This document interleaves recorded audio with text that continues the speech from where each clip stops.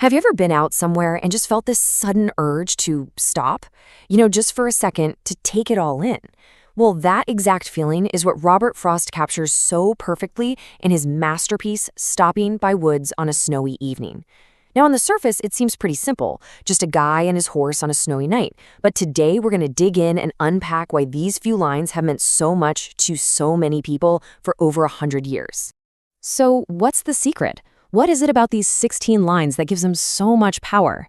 How did Frost pack all this meaning into such a tiny space? Well, to figure that out, we've got to step right into the scene with him, starting from the very first line. So the whole thing kicks off with this really quiet, almost hesitant stop. The world is just completely hushed, and our speaker is caught in this one perfect moment of stillness. Right out of the gate, we're pulled straight into the speaker's head. He doesn't say, "I know." He says, "I think I know." It's not about certainty, it's a feeling.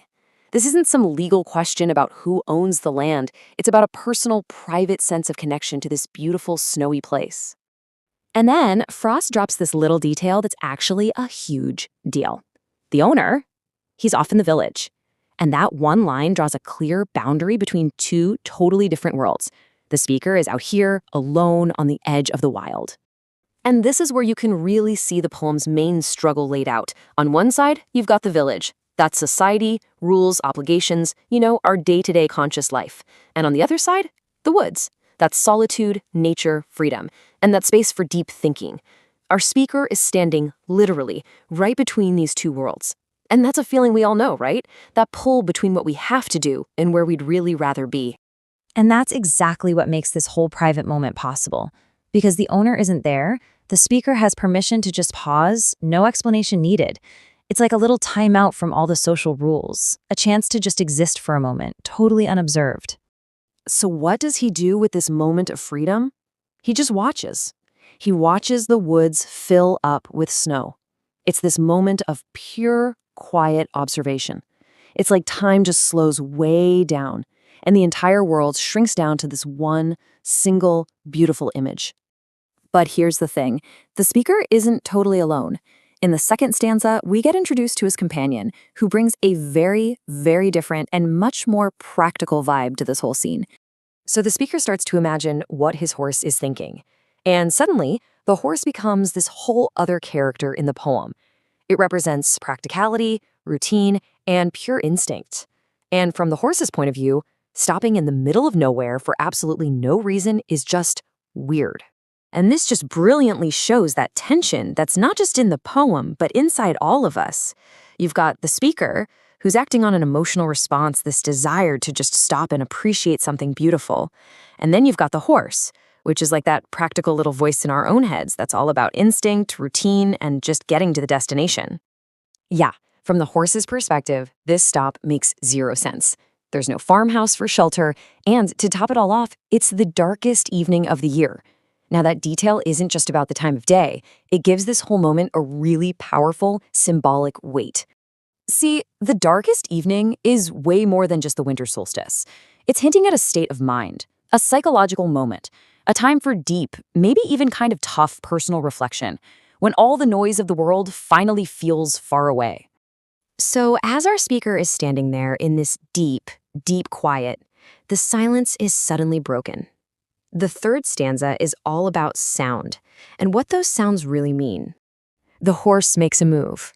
That little jingle of the harness bells is a sharp, deliberate interruption. It's a callback to the world of tasks and travel, a little protest to remind the speaker, hey, we're supposed to be going somewhere. You can think of it like your alarm clock going off in the morning, or, that notification buzz on your phone that yanks you right out of a daydream. The sound of those bells is a sharp poke from the real world of schedules and duties, trying to pull the speaker out of his thoughtful trance. But right after that sharp, man-made jingle, Frost immediately answers it with the sound of nature itself, just the soft, gentle sweep of the wind and the snow.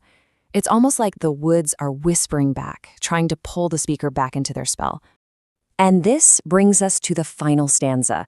This is where that internal tug-of-war finally reaches its famous, powerful conclusion.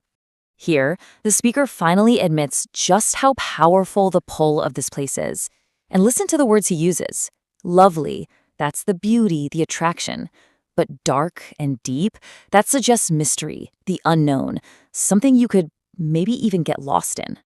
And here it is, the turn. That one little word, but, is the pivot point for the entire poem. It's the exact moment the speaker makes a conscious choice to turn away from the beautiful, tempting woods and back toward his responsibilities. And let's be clear, these promises are so much more than just a to-do list.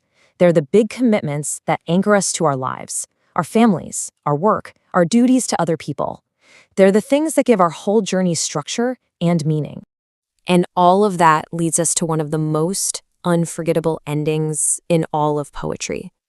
And miles to go before I sleep. And miles to go before I sleep. And this repetition is just genius. The first time he says sleep, it feels literal, right? He's tired, he wants to rest at the end of a long day. But the second time he says it, it hits differently. It feels bigger. It becomes the final rest, death. That one little repetition transforms the line from being about a single day's journey into a profound meditation on our entire life's journey, our duties, and our own mortality. And that, right there, is the genius of this poem. It doesn't end with some neat and tidy answer. It ends with a feeling that just echoes in our own lives. So I'll leave you with this to think about. What are the woods that call to you? Those quiet moments of beauty and escape? And what are the promises that keep you moving forward?